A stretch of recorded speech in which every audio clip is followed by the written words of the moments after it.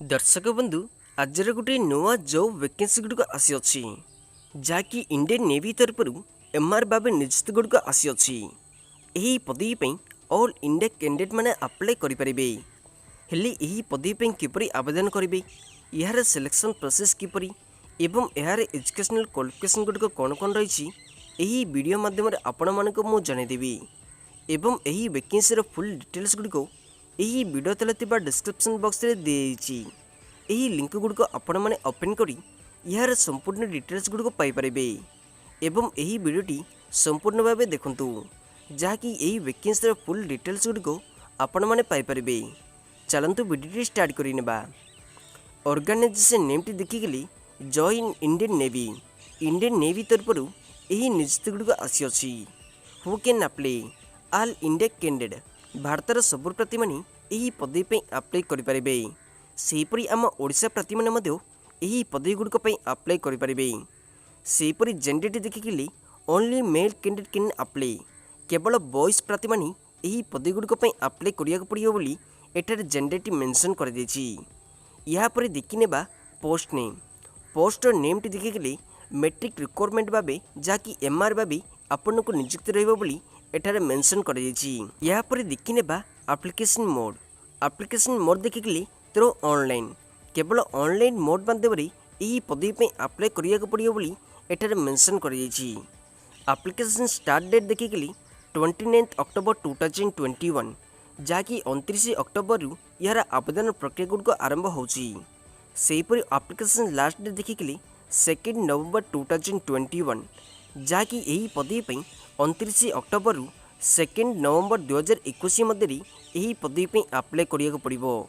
हेले दर्शक बंधु केवल 29 2 जहाँकि केवल 5 दिन मध्य यही पदवी गुड़िक अप्लाई करिया पड़ियो बोली एठारे मेंशन कर देछि। यहाँ पर देखिने एलिजिबिलिटी क्राइटेरिया आपणकर कौन कौन एजुकेशनल क्वालिफिकेशन गुड़िक रही यही पदवी पे अप्लाई करेंगे। एठारे स्पष्ट भाव एजुकेशनल क्वालिफिकेशन गुड़िक मेंशन कर देछि।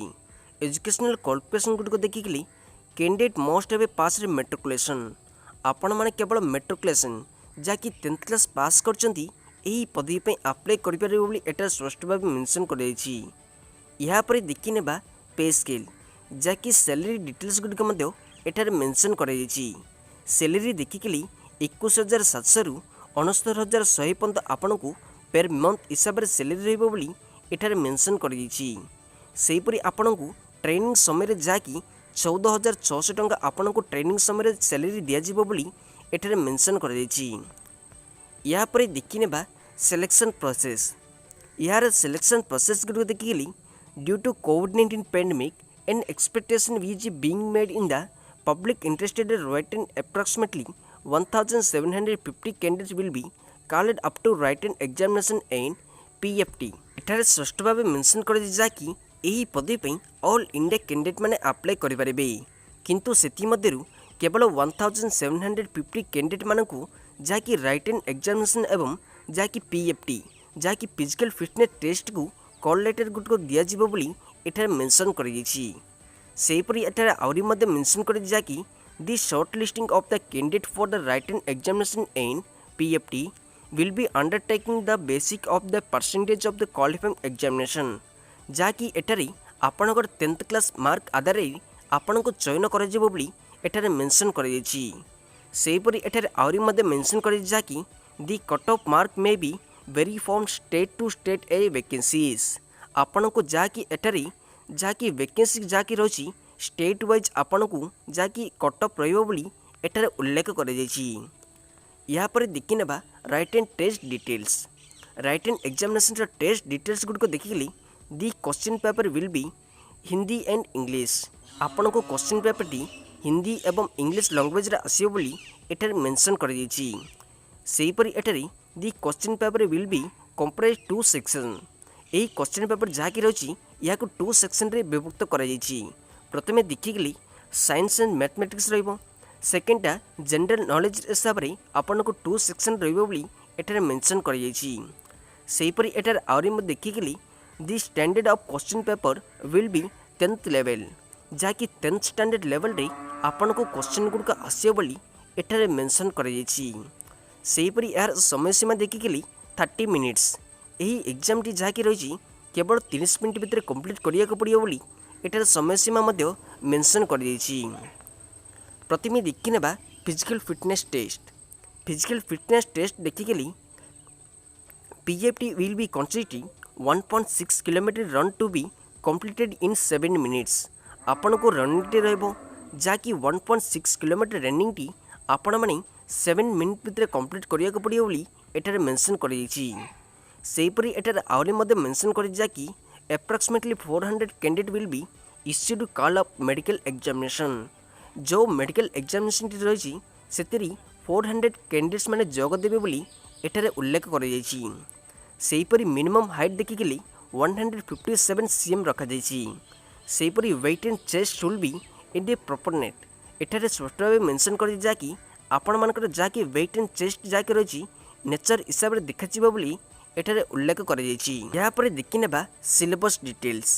सिलेबस डिटेल्स गुड देखिकली प्रथमे ए सेक्शन ए जाकि साइंस एंड मैथमेटिक्स रे देखिकली साइंस रे प्रथमे देखिकली नेचर एंड मैटर्स रही यूनिवर्स रे क्वेश्चन आसीबो, प्लैनेट्स रे आसीबो, एर्थ रे आसीबो, सेहीपरि न्यूटन्स ला क्वेश्चन गुड़िक आसीबो, सेहीपरि एनर्जी एवं पावर आसीबो, सेहीपरि टेम्परेचर क्वेश्चन गुड़िक आसीबो, सेहीपरि एटॉमिक स्ट्रक्चर क्वेश्चन गुड़िक आसीबो बोली एटारे मेंशन कर दैछि।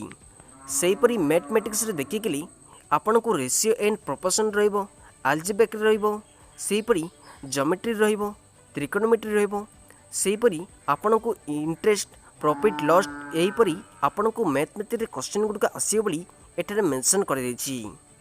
सेहीपरि सेक्शन बी जहाँकि देखिकली general awareness. General awareness question गुड़िक देखिकली आपण को ज्योग्राफी क्वेश्चन गुड़िक आसीबो, सेहीपरि कल्चर एंड रिलीजन क्वेश्चन गुड़िक आसीबो, हिस्ट्री डिफेंस वार क्वेश्चन गुड़िक आसीबो, करंट अफेयर्स क्वेश्चन गुड़िक आसीबो, सेहीपरि आपण को बर्ड एनिमल स्पोर्ट्स यहीपरि अनेक विषय क्वेश्चन गुड़िक आसीबो बोली एटारे मेंशन कर दैछि। या पर देखि नेबा एज लिमिट। एज लिमिट देखिकली the candidate should be born between 1 April 2002 to 31 March 2005। एटार स्पष्ट भाव एज लिमिट मेंशन कर जाकि जो प्रति माने 1 April 2002 मध्यरु 31 March 2005 मध्य जन्मग्रहण करछंती सेही प्रति माने एही पदवी पई अप्लाई करि परिबे। सेहीपरि एप्लिकेशन फीस देखिकली no fees for all candidate.